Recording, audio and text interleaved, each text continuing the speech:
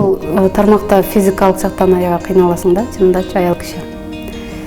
Жайында таштан скульптура жасап атып, бутум кесип алдым. Таш суук болот, чаң, денеге зыян. Ошентип атып, лайдан иштесең колуңа зыян, колдорун азыр деле ооруп атат да. Ошол жагынан чынында болот кээде таштап кетким келип мурда студент кезимдечи.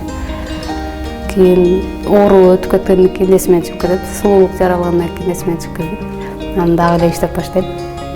Ушул суроону көп беришет, кантип көтөрөбүз депчи. Бул ошол жананын иши, техниканын иши. Мен гипс жана мейшоктогу сементтерди өзүм көтөрөм, 50 килограмм, 100 килограмм ары бери. 100 килограммга чейин. Өзүм жылдыра берем, ооба, жылдырып, дайым эле бирөөдү жаңыңда алып жүрө албайсың да, ага тыйын төлөшүң керек. Керек болгондо өзүм көтөрүп эле, лайларымды өзүм жылдырып, таш иштеримди өзүм жылдырганга аракет кылам. Кара күч көп сарп болот да, бирок чыдап жылдырам дайым. Жок, андай спорт менен машыкпайм мен. Мурда машыксам, азыр жок, машыкпайм. Эртең туруп кичине физзарядка жасайм колдорума. Анан кадимкидей эле өзүмө уже мышцалар көрүнүп калган да. Башында ооруп жүргөн. Кадимки таш менен иштейсиң, болгарка менен умоосуң, молоток менен урасың. Аябай мындай жанагы батырлар таш жарат го, ошондой эле таш жарасың да. Анан могу мышцалар кадимкидей ооруп, чарчап, акырында уже катып калат. Уже көнүп калышат. Кадимкидей таш дегенде кийинки таштарда уже оорубай каласың да. Скульптураны жаңы түшүнө баштаганда өзүмдө бир эле кыял болчу. Бир бюст жасап коюш эле.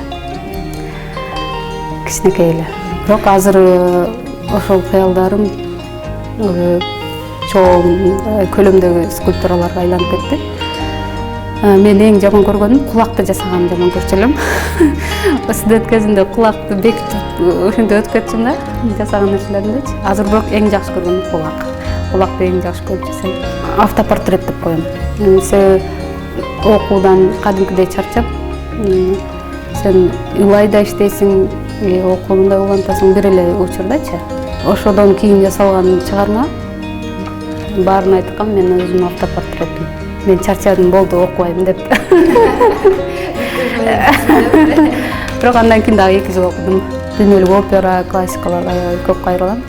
Ошол композитор жөнүндө бүт окуп, бүт жаттап алгам. Жана жасаган скульптурам эмес, өзүмө эле мындай иси тарыгандар бар экен. Демек мен аябай жакшы чыгарма жараттым. Анан аны күлкү катары эле кабыл алып койдум комментарийлерде. Эгер мен ден соолугумду аябай нервничать этсем, ал үчүн мага эч ким акча төлөбөйт. Мен кубансам да эч ким акча төлөбөйт. Ошон үчүн баары убактылуу дегендей. Урмат менен жана кылышат, мамиле кылышат мага коллегаларым. Мүмкүн аркаман сүйлөшүп аткандар болушу мүмкүн. Бирок урматсый менен эле кабыл алышат. Алар менен айтышып отурбай, жөн эле ишти жасап көрсөтүп коюш керек. Азыр мен аркылуу билип калышты экен, скульптурада ошол кыз киши бар экен. Көп эле мага сыймыктанып сөз айтышат. Эркектин жумушун жасап атыпсың, кантип жасайсың дешипчи. Студент кезимде болгон. Сиз айткандай кантип жасайт элең, жасай албайсың, башка иш кылбайсың дегендей мамилелерде болгон. Көп эле чалып жазып калышат. Үйрөтөсүзбү, шакирт кыласызбы дешипчи. Почти күндө эле жазып чалышат. Анын ичинде кыздар да бар, жаш балдар да бар. Мен көп эле түрткү болдум окшойм жаш художниктерге.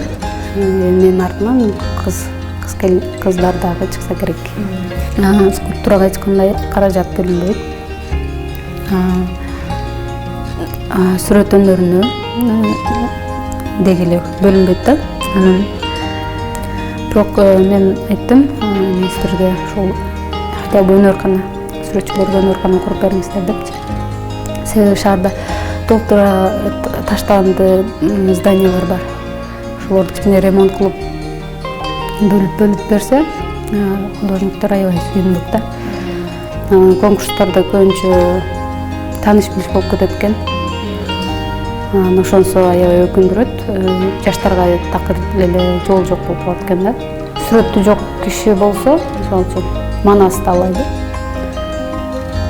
Мен ойлойм, ар бир художниктин өзүнүн манасы бар да.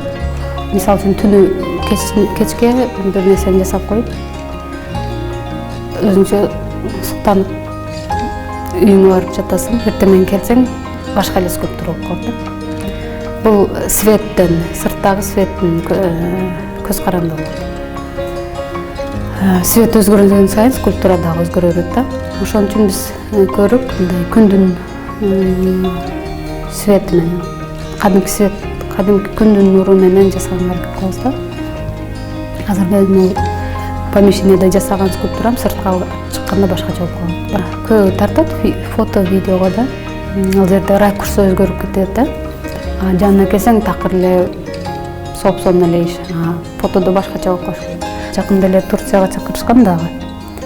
Жол киресине өзүм төлөшүмө туура келип барбай калдым. Ата-энем башында каршы болушкан. Мен апам менен өсүп калдым.